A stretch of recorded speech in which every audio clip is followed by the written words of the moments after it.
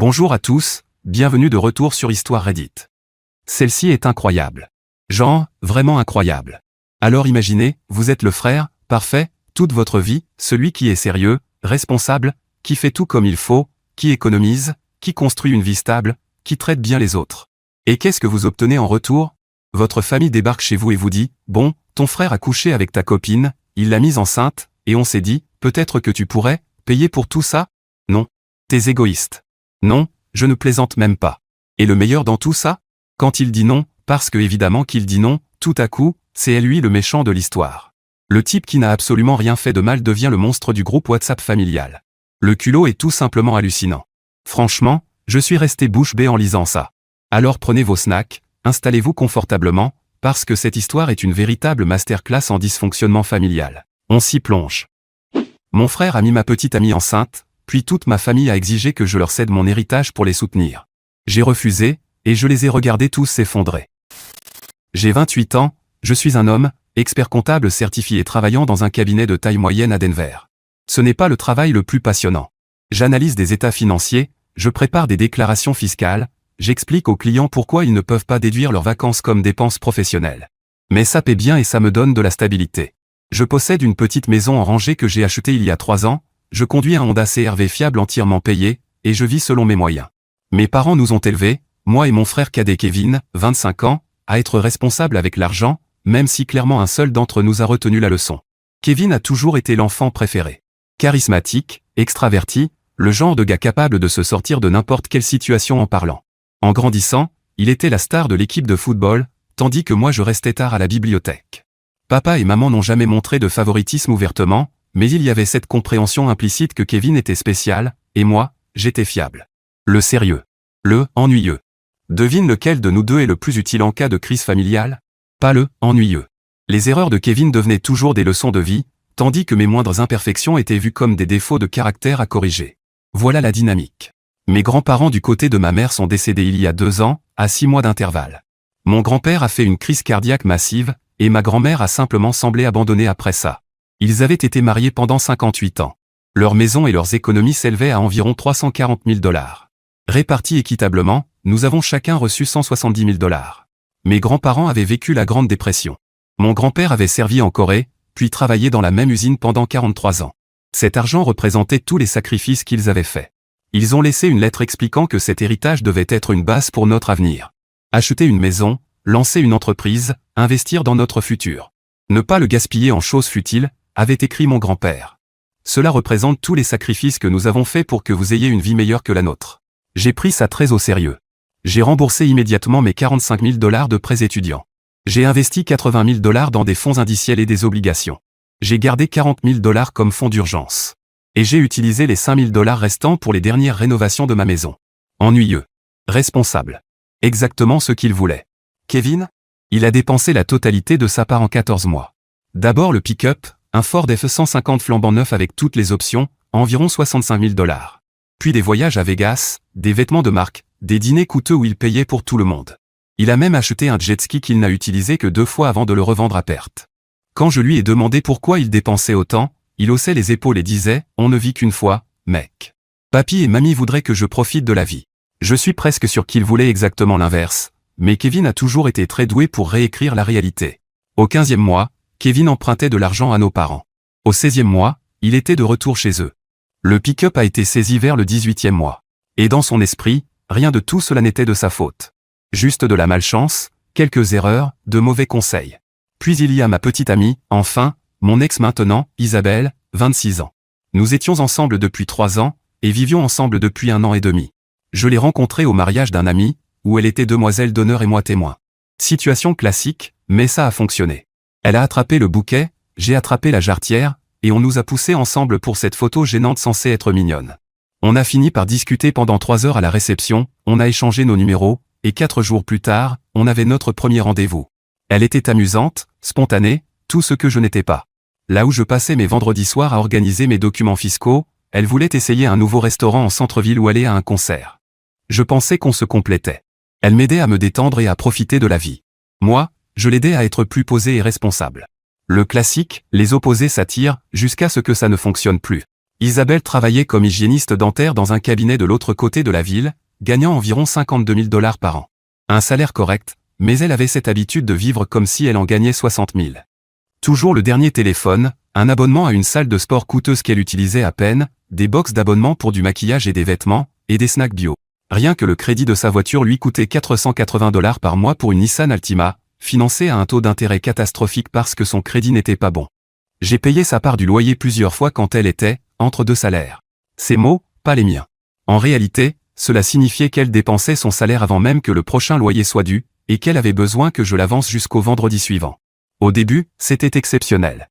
Puis occasionnel. Puis suffisamment fréquent pour que je l'intègre dans mon budget mensuel comme une dépense prévue. Elle promettait de me rembourser. Parfois, elle le faisait. Mais la plupart du temps, la dette s'accumulait dans une sorte d'addition silencieuse que je gardais dans ma tête. Nous avions des discussions sur le budget, où elle hochait la tête en signe d'accord, puis allait immédiatement dépenser 200 $ en vêtements chez Target parce qu'ils étaient en promotion. La gymnastique mentale était impressionnante. Économiser 30% sur quelque chose dont on n'a pas besoin, ce n'est pas économiser de l'argent, c'est en dépenser. Mais essayer d'expliquer ça à quelqu'un qui ne veut pas l'entendre. Avec le recul, je vois tous les signaux d'alerte que j'ai ignorés. La façon dont elle devenait sur la défensive quand je suggérais de suivre nos dépenses ou de fixer des objectifs financiers. La façon dont elle faisait des remarques sur le fait que j'étais trop sérieux avec l'argent, comme si vouloir prendre sa retraite un jour était un défaut de personnalité. La façon dont elle se plaignait que Kevin savait s'amuser alors que moi, j'étais toujours inquiet pour l'avenir. Elle disait des choses comme « Ton frère sait profiter de l'instant présent » ou « Kevin ne stresse pas pour chaque petit détail comme toi ». J'aurais dû voir où menait cette admiration, mais j'étais amoureux, optimiste, convaincu qu'on pouvait surmonter nos différences. Une erreur classique. La révélation est arrivée un mardi quelconque de mars. J'avais quitté le travail plus tôt parce que j'avais un rendez-vous chez le dentiste à 15 h qui a été annulé. Ils ont appelé vers midi pour dire que leur équipement ne fonctionnait pas et qu'ils devaient reprogrammer. Alors je me suis dit que j'allais faire une surprise à Isabelle avec des plats à emporter de son restaurant thaï préféré. J'ai pris des rouleaux de printemps, un pad thaï au poulet, des nouilles, drinken, au tofu, tout le menu. J'ai dépensé environ 40 $ en essayant d'être spontané et romantique. J'étais content de moi, d'être le petit ami fun pour une fois. Je suis entré dans notre maison vers 14h30 et j'ai immédiatement senti que quelque chose n'allait pas. La voiture d'Isabelle était dans l'allée, ce qui était étrange puisqu'elle était censée travailler jusqu'à 17 h. La porte d'entrée n'était pas verrouillée, ce qu'on ne faisait jamais en journée. Puis je l'ai entendu. Des bruits venant de l'étage qu'aucun homme ne veut entendre dans sa propre chambre. Des grincements rythmés. Des voix. Les sons immistakable de deux personnes qui pensaient être seules. Je suis resté dans le couloir pendant probablement 30 secondes, la nourriture thaï refroidissant dans mes mains, mon cerveau essayant de comprendre ce qui se passait. Une partie de moi voulait faire demi-tour et partir, prétendre que je n'étais jamais rentré plus tôt, préserver l'illusion de ma relation encore quelques heures. Mais j'avais passé 3 ans avec cette femme, payé pour une partie de sa vie, et je méritais de connaître la vérité. J'ai monté ces escaliers comme si je marchais vers ma propre exécution. Chaque marche était plus lourde que la précédente. Mon cœur battait à tout rompre, mais mes mains étaient stables. Cet état étrange où vous êtes conscient de tout, mais où rien ne semble réel. J'ai ouvert la porte de la chambre et j'ai trouvé exactement ce à quoi on s'attend. Isabelle et Kevin, essayant tous les deux de se couvrir, leur visage mêlant choc, culpabilité et panique. La chambre que j'avais aménagée. Le lit queen size que j'avais acheté. Les tables de chevet que j'avais montées moi-même. La lampe que j'avais choisie. Mon propre frère et ma petite amie. Dans mon lit. Dans ma maison. Kevin portait encore ses chaussettes. C'est ce détail qui m'est resté, pour une raison quelconque. Pas la trahison, pas la violation, mais le fait que mon frère était tellement pressé de coucher avec ma copine qu'il n'avait même pas pris le temps d'enlever ses chaussettes. Kevin a essayé de parler en premier. « Mec, je peux t'expliquer. » J'ai levé la main. Je n'ai rien dit. La nourriture thaï était toujours dans mon autre main, de plus en plus lourde. Je suis allé calmement jusqu'à la commode, j'ai posé la nourriture, je me suis retourné et je suis redescendu. J'ai pris mon ordinateur portable dans le bureau, mes documents importants dans le classeur, passeport, acte de naissance, carte de sécurité sociale, titre de propriété de ma voiture, j'ai pris mon chargeur dans le salon, et j'ai laissé tout le reste. Toute la scène a duré peut-être 5 minutes. Je n'ai pas crié, je n'ai rien jeté, je ne leur ai pas donné la confrontation dramatique qu'ils attendaient probablement. J'ai simplement récupéré méthodiquement ce qui comptait et je suis sorti par la porte d'entrée. Je suis monté dans ma voiture, j'ai reculé dans l'allée et je suis parti pendant qu'ils étaient encore à l'étage, probablement en train d'essayer de comprendre ce qui venait de se passer. J'ai conduit jusqu'à un hôtel de séjour prolongé près de mon bureau et j'ai réservé une chambre pour une semaine. Le réceptionniste a probablement compris que quelque chose n'allait pas. J'étais en tenue de travail, avec un ordinateur portable et un dossier de documents, et rien d'autre. Mais il est resté professionnel, sans poser de questions. Il m'a simplement donné une clé et indiqué le parking. Puis je me suis assis sur le lit impersonnel de l'hôtel et j'ai fixé le mur pendant environ 1 heure, essayant de digérer ce que je venais de voir. Les murs beiges. La couverture en polyester. Le tableau de paysage probablement présent dans des milliers de chambres identiques à travers le pays. Tout était conçu pour être neutre et oubliable. Le cadre parfait pour la fin d'une relation. Mon téléphone a commencé à exploser vers 16 heures. Isabelle d'abord, puis Kevin, puis ma mère. Je les ai tous ignorés. J'ai éteint mon téléphone complètement et je suis resté dans cette chambre d'hôtel, dans un silence total, à ne rien ressentir et tout ressentir à la fois. Le choc était comme une anesthésie. Je savais que je devrais ressentir quelque chose, mais il n'y avait qu'un engourdissement froid qui se répandait dans ma poitrine. Le lendemain matin, je suis allé travailler comme d'habitude. J'ai mis la chemise de rechange que je garde dans ma voiture pour les urgences, j'ai arrangé mes cheveux avec les doigts, je suis arrivé au bureau à 8 heures précises. J'ai dit à mon patron que je traversais une situation personnelle et que j'aurais peut-être besoin de flexibilité dans les semaines à venir. Il a été compréhensif. L'un des avantages d'être un employé fiable depuis 5 ans, c'est que les gens vous accordent le bénéfice du doute quand vous en avez besoin. Prends tout le temps qu'il te faut, m'a-t-il dit. On va s'en sortir. Pendant ma pause déjeuner, j'ai enfin vérifié mon téléphone. 47 appels manqués. 83 messages. L'évolution était fascinante d'un point de vue psychologique, comme regarder quelqu'un traverser les étapes du deuil, mais à l'envers. Les messages d'Isabelle ont commencé par la panique. S'il te plaît, rappelle-moi. On doit parler. Je suis tellement désolé que tu aies vu ça. Puis sont venues les justifications. Tu as été tellement distant ces derniers temps. J'avais besoin de quelqu'un qui me comprenne. Kevin était là pour moi quand toi tu ne l'étais pas. Tu travailles tout le temps et tu ne fais jamais attention à moi. Puis la colère. Tu ne peux pas simplement m'abandonner comme ça. Je n'ai nulle part où aller. Tu es incroyablement égoïste. Et au moins la décence de répondre à ton téléphone. Les messages de Kevin étaient plus simples. Frérot, j'ai merdé. On peut en parler? Je sais que tu es en colère. Mais m'ignorer comme ça, ce n'est pas cool. Puis plus rien après le 6e message. Au moins, il avait assez de bon sens pour savoir quand se taire. Les messages de ma mère étaient les plus intéressants. Ton frère m'a appelé, il est très bouleversé. Que s'est-il passé? Dans une famille, on règle les choses ensemble. Rappelle-moi immédiatement. Ce n'est pas ton genre d'ignorer mes appels. Kevin dit que tu es entré, que tu as vu quelque chose, et que tu es parti sans parler. Ce n'est pas comme ça qu'on gère les problèmes dans cette famille. J'ai répondu à ma mère avec exactement 7 mots, Kevin a couché avec Isabelle. C'est fini. Mon téléphone a sonné 30 secondes plus tard. Je n'ai pas répondu. Elle a appelé 6 fois de plus avant de laisser un message que j'ai écouté 3 fois, parce que je n'arrivais pas à croire ce que j'entendais. Mon chéri, je sais que tu es bouleversé. Mais Kevin m'a expliqué ce qui s'est passé. Lui et Isabelle ont développé de vrais sentiments l'un pour l'autre. Ça arrive. Tu ne peux pas simplement rejeter ta famille pour ça.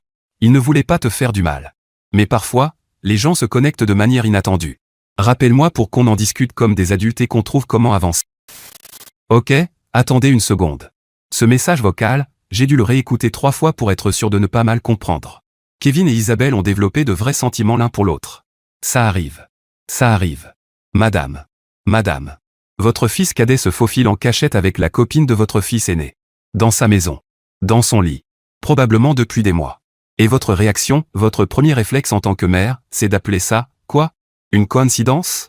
Comme si les sentiments étaient tombés du ciel par hasard sur votre fils et la copine de son frère? Comme s'ils avaient trébuché par accident dans une trahison. Et ensuite elle dit qu'il ne voulait pas lui faire de mal. Il ne voulait pas. Donc toutes ces fois où Kevin venait, emprunter des outils, toutes ces fois où Isabelle disait qu'elle travaillait tard, toutes ces cachotteries, c'était juste un énorme accident. Personne n'avait d'intention. Mais voilà ce qui est vraiment dérangeant. Et il faut que vous entendiez ça clairement. Ce message vocal vous dit tout sur la façon dont cette famille a toujours fonctionné. Les erreurs de Kevin ont toujours été présentées comme des malentendus. Ses échecs ont toujours été adoucis, transformés en expérience d'apprentissage. Cette femme l'a protégé des conséquences toute sa vie. Et elle recommence encore. Sauf que cette fois, la personne blessée n'est pas un inconnu. C'est son autre fils. Et c'est ça qui rend la situation vraiment difficile à regarder. Bref, revenons à l'auteur du post. Ces choses arrivent. Comme si mon frère avait accidentellement trébuché et était tombé dans ma petite amie. Comme si c'était une catastrophe naturelle inévitable, au lieu d'une trahison délibérée qui durait probablement depuis des mois. 2. Vrais sentiments. Comme si cela justifiait quoi que ce soit. Je n'ai pas rappelé. Au cours des jours suivants, j'ai géré les aspects pratiques avec la même approche méthodique que j'utilise pour les déclarations fiscales. J'ai parlé à mon propriétaire pour résilier le bail. Il s'est avéré que je pouvais le faire, avec des pénalités, puisque seul mon nom y figurait. Isabelle n'avait jamais officiellement emménagé du point de vue administratif. Elle vivait là depuis 18 mois, Mais nous n'avions jamais modifié le bail parce que je craignais exactement ce genre de situation, appelez ça de la paranoïa ou de la prévoyance financière, mais ça m'a évité bien des complications. J'ai donné un préavis de 60 jours, payé une pénalité équivalente à 2 mois de loyer, et commencé à chercher un nouveau logement. Impossible de rester dans un endroit désormais contaminé par leur trahison. J'ai changé tous mes mots de passe, email, banque, service de streaming, tout. J'ai retiré Isabelle de mon forfait téléphonique, ce qui m'a fait économiser 40 $ par mois. J'ai séparé nos comptes Netflix et Hulu. J'ai appelé la compagnie d'électricité et le fournisseur Internet pour les prévenir de mon déménagement, et qu'elle devrait ouvrir ses propres comptes si elle voulait rester. Le travail administratif d'une rupture est étrangement thérapeutique. C'est concret, défini, quelque chose que l'on peut contrôler quand tout le reste semble chaotique. J'ai engagé des déménageurs pour emballer mes affaires pendant qu'Isabelle était au travail. J'ai planifié ça un mercredi après-midi, sachant qu'elle avait une journée complète de rendez-vous. J'ai laissé tout ce qui était à elle ou que nous avions acheté ensemble, le canapé choisi chez Ashley Furniture, la table basse de Target, les appareils de cuisine que nous avions inscrits sur une liste quand nous parlions de nous marier un jour. Je ne voulais aucun rappel de la vie que je pensais que nous construisions. J'ai trouvé un appartement correct d'une chambre de l'autre côté de la ville, signé un bail d'1 an et emménagé en 2 semaines. Le nouvel endroit était plus petit, mais c'était le mien. Aucun souvenir partagé, aucun fantôme d'une relation qui pourrissait de l'intérieur pendant que j'étais trop aveugle, ou trop optimiste, pour le voir. Mes parents ont commencé à appeler tous les jours. Je répondais parfois, brièvement, sans leur donner prise. Je vais bien. Je gère. J'ai besoin d'espace. Puis je raccrochais avant qu'ils ne commencent leur discours sur la famille et le pardon. Puis est arrivée la tentative d'intervention familiale. 3 semaines après avoir surpris Kevin et Isabelle, mon père s'est présenté sans prévenir à mon nouvel appartement. J'ai ouvert la porte et je les ai trouvés tous les 3 dans le couloir, mon père, ma mère et Kevin, comme une sorte de groupe de soutien improvisé en embuscade. Kevin avait l'air mal à l'aise, ma mère déterminée, mon père fatigué. On doit parler, a dit mon père. Tous ensemble, en famille. J'ai envisagé de leur claquer la porte au nez. L'ancien moi l'aurait probablement fait. Mais j'avais passé 3 semaines à analyser la situation sous tous les angles, et j'étais curieux de voir quelle justification ils allaient inventer. Parfois, il faut entendre l'absurdité à voix haute pour confirmer qu'on n'est pas fou. Très bien. Entrez. Nous nous sommes assis dans mon salon, moi dans mon nouveau fauteuil, que j'avais acheté exprès parce qu'Isabelle détestait ce style, et eux serrés sur le canapé, mal à l'aise. L'appartement était à peine meublé, puisque j'avais tout laissé dans l'ancien logement. Juste le fauteuil, une télévision sur un meuble, et quelques cartons non déballés. Ça ressemblait exactement à ce que c'était, quelqu'un qui recommence à zéro. Ma mère a commencé avec un discours qu'elle avait clairement répété. Mon chéri, nous comprenons que tu sois blessé. Ce que Kevin a fait est mal.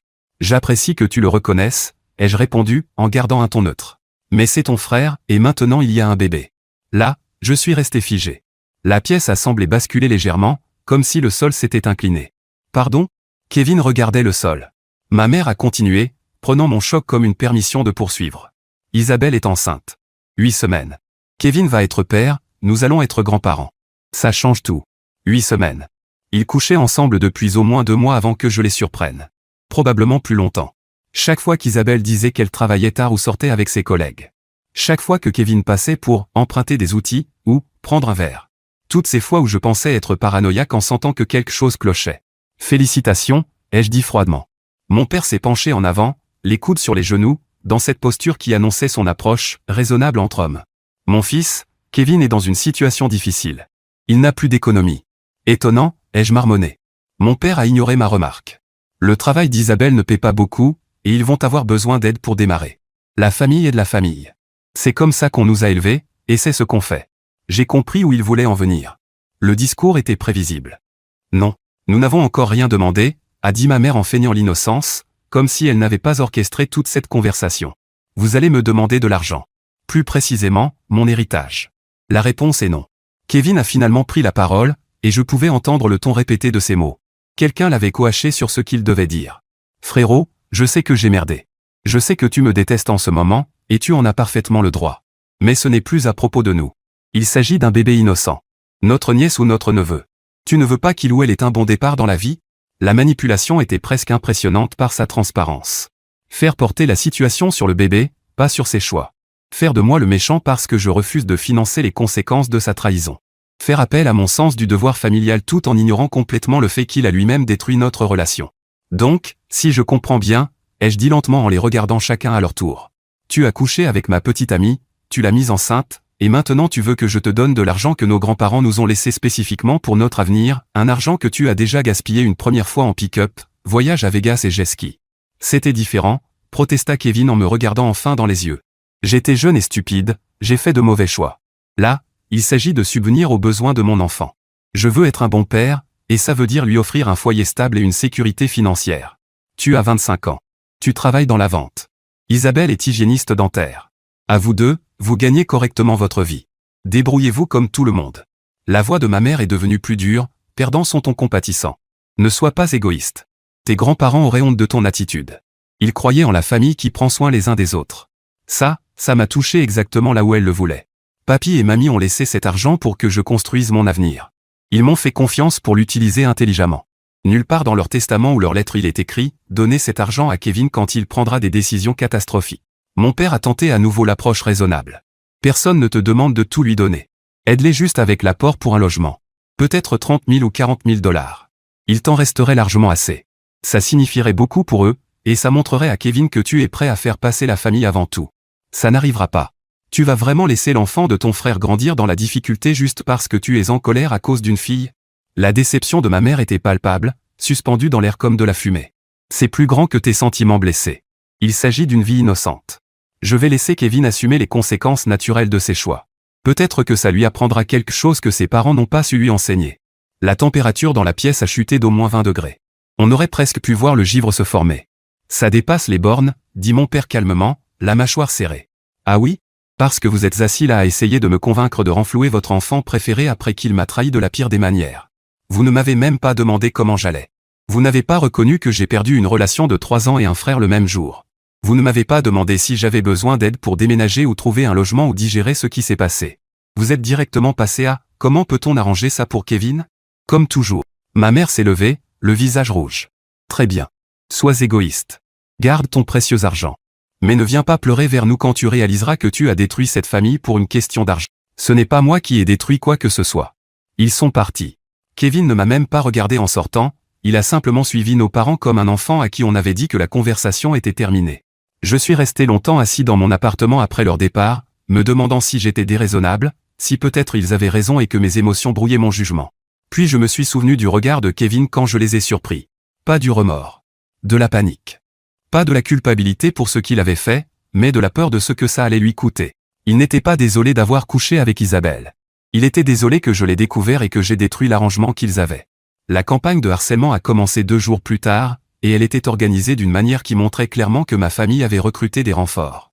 Mon téléphone est devenu un champ de bataille. Des membres éloignés de la famille, que je connaissais à peine, m'appelaient pour me dire que j'étais sans cœur. Ma tante Catherine a laissé un message vocal en pleurant, disant que les familles doivent rester unies dans les bons comme dans les mauvais moments, que le sang est plus épais que l'eau, et qu'elle était déçue de la façon dont je gérais la situation. Mon oncle Jim m'a envoyé un long message sur le pardon chrétien et le fait de tendre l'autre joue, avec des versets de la Bible et tout. Les parents d'Isabelle se sont aussi mêlés de l'affaire, m'envoyant une lettre recommandée disant que j'avais une obligation morale d'aider leur fille et leur futur petit enfant pendant cette période difficile. Apparemment, Kevin avait présenté toute l'histoire comme si j'étais rancunier et que je refusais de les aider par pure vengeance parce que je n'acceptais pas qu'ils soient tombés amoureux d'Isabelle. La lettre utilisait même l'expression « trouver le véritable amour », comme s'il s'agissait d'adolescents maudits par le destin, au lieu de 2 personnes ayant trahi quelqu'un qui les aimait tous les deux. Le récit qu'ils partageaient était clairement coordonné. J'étais l'ex-mère incapable d'accepter qu'Isabelle et Kevin aient trouvé le bonheur ensemble. J'utilisais mon héritage comme une arme pour les punir. Je faisais passer l'argent avant la famille. J'étais égoïste, froid, et je devais grandir et abandonner ma rancune. Aucun d'eux ne semblait intéressé par la véritable chronologie des faits. Aucun ne m'a demandé ma version. Ils ont tous simplement accepté celle de Kevin et d'Isabelle, et s'y sont tenus. J'ai commencé à tout documenter, capture d'écran des messages, enregistrement des messages vocaux, copie des emails et des lettres. J'ai créé un dossier sur mon ordinateur intitulé « Drame familial » et j'ai continué à y ajouter des éléments. Une partie de moi pensait que j'en aurais peut-être besoin un jour si la situation prenait une tournure juridique. Une autre partie avait simplement besoin de cette validation, voir leur mot noir sur blanc, la preuve que je n'imaginais pas cette campagne coordonnée pour me mettre la pression. Ma mère a essayé une autre approche, la culpabilisation indirecte. Elle a commencé à publier des statuts vagues sur Facebook, parlant de la difficulté quand les enfants abandonnent les valeurs familiales, de la façon dont l'argent change les gens, et disant qu'elle priait pour que certaines personnes retrouvent le chemin de la bonté et se souviennent de ce qui compte vraiment dans la vie. Les commentaires étaient prévisibles. Ses amis lui apportaient leur soutien, demandaient ce qui s'était passé, et elle répondait avec des phrases soigneusement formulées qui faisaient de moi le méchant sans jamais mentionner mon nom. Certaines personnes se perdent quand elles héritent d'argent, écrivait-elle. Elles oublient que la famille est éternelle et que les biens matériels sont temporaires. Je suis brisé, mais j'espère encore qu'elles se souviendront de ce que leurs grands-parents auraient voulu. J'ai fait des captures d'écran de ça aussi. L'agressivité passive était presque impressionnante. Par des amis communs, j'ai appris que Kevin et Isabelle avaient emménagé chez mes parents. La maison était devenue trop chère sans mon revenu pour couvrir la majorité des dépenses. Isabelle avait avoué à notre amie commune Jenna qu'elle ne pouvait pas payer seule les $1 400 de loyer, et Kevin avait déjà du mal à payer le sien. Il dormait donc dans l'ancienne chambre de Kevin, avec le poster Star Wars toujours au mur, en économisant pour leur propre logement. Économiser, ce qui signifiait apparemment attendre que je craque sous la pression et que je leur donne de l'argent. 4 mois après le début de ce cauchemar, j'ai reçu un appel de mon père. Sa voix était fatiguée comme je ne l'avais jamais entendue, sans son autorité habituelle. Ta mère a dû prendre des heures supplémentaires à l'hôpital, dit-il sans préambule. Kevin ne peut pas faire d'heures supplémentaires parce qu'Isabelle a besoin d'aide pour sa grossesse. Les nausées sont fortes, et elle ne peut pas rester seule. Nous soutenons 2 adultes supplémentaires et nous nous préparons à l'arrivée d'un bébé. Ce n'est pas tenable. Ça a l'air difficile. Ne sois pas comme ça. Je te parle d'homme à homme. Reconsidère l'idée de nous aider. Pas pour Kevin, pour tes parents qui souffrent parce que nous essayons de maintenir cette famille unie. Vous avez choisi de les accueillir. Vous avez choisi d'encourager cette situation au lieu de les obliger à se débrouiller seuls. Qu'est-ce qu'on était censé faire? Les laisser sans abri? Laisser notre petit enfant naître dans l'instabilité? Ce sont des adultes avec un emploi. Il y a des logements dans cette ville qu'ils peuvent se permettre. Ils ne veulent juste pas vivre selon leurs moyens. Ils veulent le style de vie que mon héritage pourrait leur offrir, et vous m'aidez à me mettre la pression pour le financer. Quand es-tu devenu si froid? Ce n'est pas le fils que nous avons élevé. La question est restée suspendue dans l'air. Quand suis-je devenu froid? Peut-être quand j'ai surpris mon frère avec ma petite amie. Peut-être quand mes parents ont immédiatement privilégié son confort plutôt que ma douleur. Peut-être quand toute ma famille a décidé que ma souffrance comptait moins que leur commodité. Peut-être quand j'ai compris qu'être, le fiable, signifiait être celui dont tout le monde attend des sacrifices. Je ne suis pas froid, papa. Je refuse simplement de me consumer pour réchauffer les autres. Papy et mamie ont laissé cet argent pour sécuriser mon avenir, pas pour réparer les erreurs de Kevin. Il a raccroché sans dire au revoir. Le point de rupture est arrivé à Thanksgiving. J'avais prévu de ne pas y aller du tout. Passer la journée seul dans mon appartement, avec des plats à emporter et du football. Éviter le drame. Maintenir mes limites. Protéger ma paix. Mais ma mère m'a appelé 3 jours avant et m'a supplié de venir. Sa voix avait une tonalité que je n'avais jamais entendue auparavant. Pas en colère. Pas manipulatrice. Juste, sincèrement triste. S'il te plaît, dit-elle. Ça fait des mois. Nous sommes une famille. Je sais que c'est compliqué, mais c'est Thanksgiving. Essayons de dépasser tout ça, ne serait-ce qu'une journée. Quelque chose dans sa voix m'a fait accepter. Peut-être que j'espérais des excuses. Peut-être que l'idée de la famille me manquait, même si la réalité était devenue toxique. Peut-être que je pensais que suffisamment de temps avait passé pour qu'on puisse partager un repas civilisé sans parler d'héritage.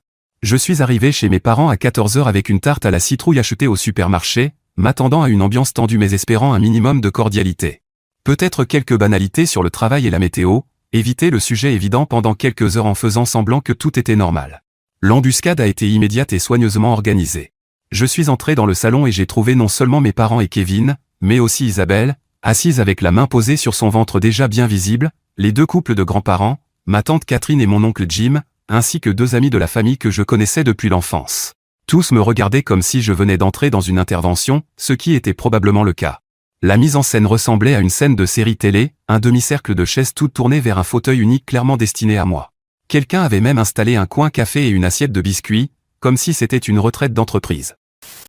Alors attends une seconde, c'est moi, là. Ils ont installé des chaises. En demi-cercle. Face à un seul fauteuil. Comme un tribunal. Comme une intervention d'entreprise. Et ensuite, et c'est ça le pire, ils ont mis un coin café et une assiette de biscuits. Des biscuits. Comme si c'était une réunion familiale chaleureuse et pas une opération psychologique coordonnée pour pousser une seule personne à céder son héritage. Quelqu'un s'est assis et a planifié tout ça. Quelqu'un a appelé tout le monde, assigné des rôles, décidé qui parlerait en premier, qui ferait l'appel à l'émotion, qui sortirait les versets bibliques, qui pleurerait. Ils ont répété. Tout était répété. Et réfléchi une seconde à la liste des invités. Les 2 couples de grands-parents. La tante. L'oncle. Des amis de la famille qu'il connaît depuis l'enfance. Isabelle assise là, la main sur son ventre de femme enceinte, comme un accessoire dans un film. Tous en train de le fixer dès qu'il passe la porte. Lui, il arrive avec une tarte à la citrouille, en espérant un dîner de Thanksgiving civilisé. Et il se retrouve dans un procès où il est déjà l'accusé. Et la vérité la plus dérangeante dans tout ça? Pas une seule personne dans cette pièce, pas une, n'a commencé par « Et, comment tu vas, toi, ces derniers temps ?» Pas une seule personne n'a reconnu sa douleur avant de lui demander son argent. Ce n'est pas une intervention familiale. C'est juste de la culpabilisation organisée. Maintenant, revenons à l'auteur du post. Ma mère s'est levée en lissant son pull. Merci d'être venu. Nous sommes tous ici parce que nous t'aimons et que nous nous inquiétons des choix que tu fais. J'aurais dû partir à ce moment-là. Me retourner, sortir, rentrer directement chez moi. Au lieu de ça, je me suis assis dans le fauteuil qui m'était destiné, le plus éloigné de tout le monde, et j'ai dit « Je vous écoute ». Ce qui a suivi a été 90 minutes de la culpabilisation la plus coordonnée que j'ai jamais vécue. Chacun a pris la parole à tour de rôle pour expliquer pourquoi je devais donner de l'argent à Kevin et Isabelle, comme s'ils s'étaient répartis les arguments à l'avance. Ma grand-mère a parlé de la famille qui est éternelle et des rancunes qui sont temporaires, de la façon dont elle et mon grand-père avaient aidé leurs frères et sœurs dans les moments difficiles sans jamais tenir de compte. Mon grand-père a raconté comment il avait prêté de l'argent à son frère pour lancer une entreprise dans les années 1970, et comment tout s'était bien terminé, renforçant la famille. Ma tante Catherine a partagé une histoire sur le pardon envers sa sœur, que je n'ai pas vraiment suivie. Mon oncle Jim a cité des versets de la Bible sur la générosité et le fait d'accumuler des trésors au ciel plutôt que sur terre. Puis Kevin s'est levé, Isabelle à ses côtés, les mains toujours posées sur son ventre dans ce geste universel des femmes enceintes. « Je sais que j'ai merdé », dit Kevin, et sa voix trembla réellement d'émotion. « Je sais que je t'ai fait du mal d'une manière peut-être impardonnable. J'ai trahi ta confiance. J'ai détruit notre relation, et je comprends si tu ne veux plus jamais me parler. Mais ça. » Il désigna le ventre d'Isabelle, c'est innocent. Ce bébé n'a pas demandé à naître dans des circonstances compliquées. Cet enfant fait aussi partie de ta famille, ton neveu ou ta nièce. Tu ne veux pas qu'il ou elle ait une bonne vie, un foyer stable, les mêmes opportunités que nous avons eues en grandissant. Les yeux d'Isabelle étaient rouges d'avoir pleuré, ou peut-être d'avoir répété la scène, difficile à dire. Je n'ai jamais voulu que tout ça arrive, dit-elle d'une voix faible. Kevin et moi n'avions pas prévu de tomber amoureux. C'est arrivé. Et je sais que ça n'excuse pas ce que nous t'avons fait. Mais on ne peut pas changer le passé. On peut seulement essayer de faire ce qui est juste pour ce bébé. Et en ce moment, on a besoin d'aide. Un endroit pour élever notre enfant, un minimum de stabilité. On ne demande pas le luxe, juste une base pour construire. La pièce est devenue silencieuse. Tout le monde me regardait, attendant que je cède sous le poids collectif de leurs attentes. Je pouvais presque le sentir m'écraser. Les suppositions, le jugement, la certitude que je finirais par céder, parce que c'est ce que fait celui qui est fiable. Je me suis levé. J'ai une question pour vous tous, ai-je dit calmement en regardant chaque visage. Combien d'entre vous m'ont demandé comment j'allais après que j'ai découvert Kevin et Isabelle? Combien ont vérifié si j'avais besoin de soutien, d'un endroit où rester, ou simplement de quelqu'un à qui parler? Silence. Quelques personnes ont baissé les yeux. Voilà ce dont je me souviens. J'ai surpris mon frère en train de tromper avec ma petite amie, dans mon lit, dans ma maison que je payais. J'ai déménagé en 2 semaines, recommencé à zéro, reconstruit toute ma vie. Et pas une seule personne dans cette pièce ne m'a contacté pour savoir si j'allais bien. Pas une seule personne n'a reconnu que, peut-être, juste peut-être, j'étais la victime dans cette histoire. Ma mère a ouvert la bouche. J'ai levé la main pour l'arrêter. À la place, en quelques semaines, vous vous êtes tous mobilisés autour de Kevin et Isabelle. Vous vous êtes assurés qu'ils aient un endroit où vivre. Vous les avez aidés à préparer leur avenir. Vous m'avez demandé de l'argent pour leur faciliter la vie. Vous m'avez dit que j'étais égoïste de ne pas leur pardonner immédiatement et d'ouvrir mon portefeuille. Et maintenant, vous avez orchestré tout ça. J'ai désigné la pièce, pour me faire pression afin que je finance leur choix. Il ne s'agit pas de prendre parti, dit mon père. Il s'agit d'être une famille. Tu as raison. Ce n'est pas une question de quand. C'est une question de responsabilité. Kevin a fait un choix. Isabelle a fait un choix. Ces choix ont des conséquences. Et je ne suis pas responsable de gérer ces conséquences. J'ai regardé Kevin droit dans les yeux. Tu as reçu 170 000 $ de papy et mamie, comme moi. Tu as tout dépensé en gadgets, en voyages et en plaisirs temporaires. Ce n'est pas ma faute. Ce n'est pas mon problème. Et ce n'est certainement pas ma responsabilité de te donner plus d'argent parce que tu as gâché ta chance. Puis je me suis tourné vers mes parents. Vous m'avez appris à être responsable avec l'argent. À planifier l'avenir. À respecter les sacrifices de papy et mamie. J'ai fait exactement ça. Et maintenant, vous me punissez pour ça. Parce que Kevin ne l'a pas fait. Vous me demandez de subventionner ses erreurs pendant qu'il ne subit aucune conséquence de ses choix. Ma grand-mère s'est mise à pleurer. Ma mère avait l'air comme si je venais de la gifler. J'ai pris la tarte que j'avais achetée, hors de question de la laisser, et je me suis dirigé vers la porte. Si tu pars maintenant, tu n'es plus le bienvenu ici, dit mon père d'une voix dure. Je me suis arrêté et je me suis retourné. L'ultimatum flottait dans l'air comme une chose tangible. Vous êtes sérieux? Vous me donnez un ultimatum? Donner mon héritage ou perdre ma famille? Nous te demandons de faire partie de cette famille. Et ça signifie se soutenir les uns les autres. C'est ce que fait une famille. Se soutenir? Absolument. Encourager des comportements destructeurs et de mauvaises décisions. Non. Il y a une différence. Et vous avez cessé de la voir depuis longtemps. Peut-être parce qu'il est plus facile de me faire pression que de tenir Kevin responsable. Je suis parti. Je suis resté assis dans ma voiture, devant leur maison, pendant 5 bonnes minutes avant de partir. J'attendais de voir si quelqu'un allait venir me rejoindre. J'attendais que quelqu'un frappe à ma fenêtre et me dise qu'il comprenait. Que j'avais raison. Qu'ils étaient désolés. Personne ne l'a fait. Les mois suivants ont été calmes, d'une manière à la fois paisible et solitaire. J'ai bloqué la plupart des membres de ma famille sur les réseaux sociaux, arrêté de répondre aux numéros inconnus, et me suis concentré sur la reconstruction de ma vie. Le travail se passait bien. J'avais obtenu une promotion au poste de comptable senior avec une augmentation de 15%, en partie parce que je travaillais davantage sans la distraction d'une relation dysfonctionnelle. Je me suis mis à aller régulièrement à la salle de sport et j'ai commencé à avoir de vrais résultats. J'ai pris goût à la cuisine, puisque je mangeais seul la plupart des soirs de toute façon, en suivant un livre de recettes simples qui ne nécessitait pas de cuisiner pour 2 personnes. J'ai repris contact avec des amis que j'avais négligés pendant ma relation avec Isabelle, des amis de l'université toujours partants pour aller boire un verre ou regarder un match sans aucun drame. J'ai appris par un ami commun qu'Isabelle avait donné naissance à une petite fille début février. Ils lui ont donné un prénom que j'ai déjà oublié, un de ces prénoms à la mode qui semble venir tout droit d'un site de prénoms. Kevin a publié des photos sur Facebook que je n'ai pas regardées, mais les gens m'en ont parlé quand même. Apparemment, elle avait ses yeux à lui et les cheveux d'Isabelle, et tout le monde l'a trouvée magnifique. Mes parents m'ont envoyé une carte annonçant la naissance, avec un mot écrit à la main par ma mère, dans son écriture soignée. Ta nièce est magnifique. Elle mérite de connaître son oncle. S'il te plaît, reconsidère ta position. La vie est trop courte pour ce genre de division dans une famille. Je n'ai pas répondu. En avril, ma mère s'est présentée chez moi sans prévenir. J'ai ouvert la porte vers 19h un mardi et je l'ai trouvée là, l'air épuisé d'une manière qui m'a inquiété malgré tout. « Tu vas bien ?» ai-je demandé. « Est-ce que je peux entrer ?» Nous nous sommes assis à la table de ma cuisine. Elle a regardé autour d'elle, les nouveaux meubles que j'avais accumulés petit à petit, les plantes que je réussissais enfin à garder en vie, les cadres au mur, tous les signes d'une vie que j'avais reconstruite sans eux. « Tu t'en es bien sorti ?» dit-elle doucement. « Je me débrouille. »« Je sais. » Elle a joint ses mains sur la table, les observant. « J'ai beaucoup réfléchi à Thanksgiving, à ce que tu as dit. J'ai attendu, sans lui donner de prise. Tu avais raison.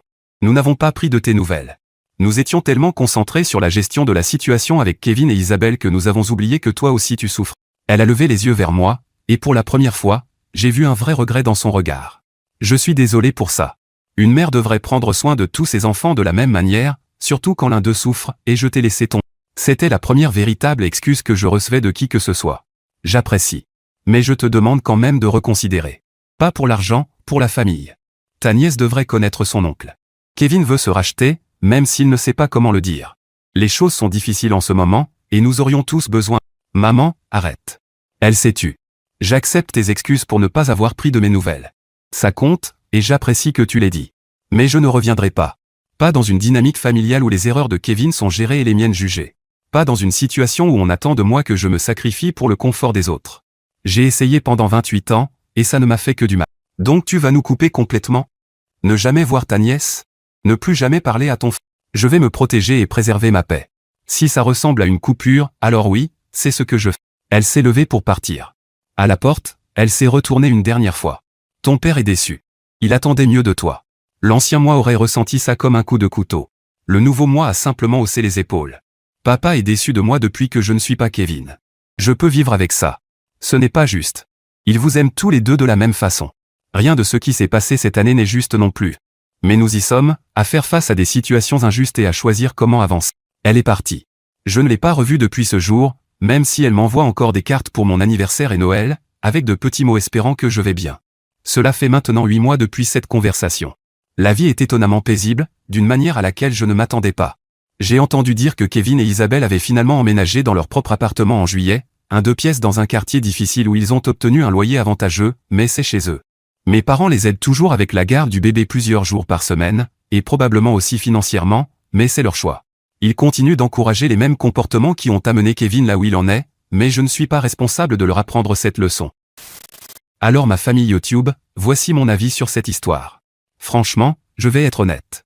Quand j'ai commencé à lire, une partie de moi attendait le moment où notre gars ferait aussi quelque chose de mal. Genre, il n'est sûrement pas parfait, non. Mais en fait, non. Il n'est tout simplement pas le méchant ici. Pas du tout.